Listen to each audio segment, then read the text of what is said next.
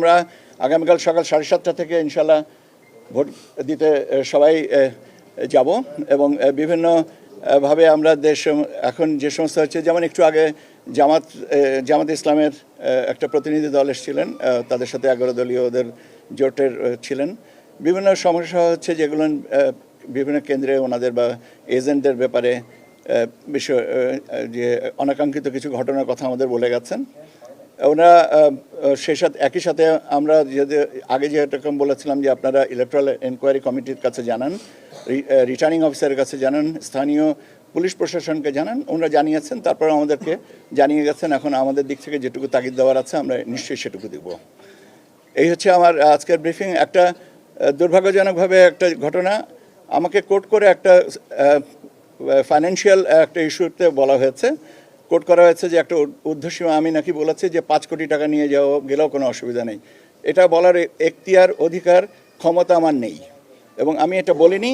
আপনাদের কাছে সর্বসম্মুখে বলছি এটা আমাকে মিসকোট করা হয়েছে। দয়া করে এরকম মিসকোট করবেন না, এটা প্লিজ মিসকোট করেন না। কারণ আমরা এখন একটা কি বলা যেতে পারে, একটা ভালো নির্বাচনের দ্বার প্রান্তে দাঁড়িয়ে যদি আমরা আমাদের এই অপতথ্য দিয়ে মানুষকে বিভ্রান্ত করি, সেটা অত্যন্ত দুঃখজনক হবে।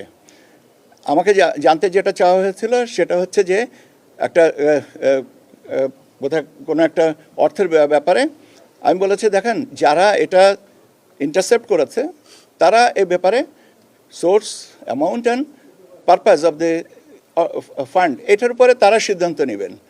That is the reason, that is the only thing I have said. এখন এটাকে যদি এখন দুর্ভাগ্যজনকভাবে মিসকোট করা হয়, সেটা আমার জন্য অত্যন্ত অপমানজনক এবং আমি অত্যন্ত ক্ষুব্ধ এবং আমি আমার ক্ষুব্ধ প্রতিক্রিয়া আপনাদের মাধ্যমে জানাচ্ছি। এরকম অপতথ্য অনুগ্রহ করে দেওয়া থেকে বিরত থাকবেন। আমার অথেন্টিক ব্রাজিলিয়ান কফি। আইনের ব্যাখ্যাটা তো তারা দিবেন যারা ইন্টারসেপ্ট করেছেন, আমি কেন দিব? আমার তো কোনো অধিকার আছে?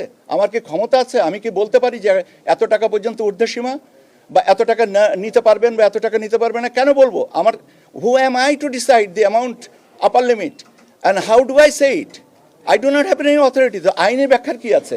আইনের ব্যাখ্যাটা যারা ইন্টারসেপ্ট করেছেন তারা দিবেন, তাদের কাছে আইনি ব্যাখ্যা, আমার কাছে তো না। আপনারা যদি আমার কাছে আইনি ব্যাখ্যা চান তাহলে তো এটা আমার প্রতিও অবিচার করা হচ্ছে। আপনারা আবারও একই জিনিস করতেছেন। দয়া করে এই অপতথ্য সংস্কৃতির থেকে দয়া করে বেরিয়ে আসেন। আমাকে মিসকোট করার আগে দয়া করে এটা করেন না। আমরা একটু ক্রস চেক করে নিতে পারতাম, নাম্বার 1, সেটা হয়নি। দ্বিতীয় জিনিসটা হচ্ছে যে আমি আবারও আই রিপিট দ্য ওয়ার্ড, আমাকে মিসকোট করা হচ্ছে, এটা করেন না, অনুগ্রহ করে করেন না। 13 ঘন্টা বাকি ইলেকশনের, একটা ভালো দিকে আমরা আগাচ্ছি। আমরা সবাই সচেষ্ট থাকি যেন আমরা ইলেকশনটাকে সুন্দরভাবে করতে পারি। আইনের ব্যাখ্যার কথা যেটা বলছেন সেটা যারা ইন্টারসেপ্ট করেছে তারা দিবে, আমি না।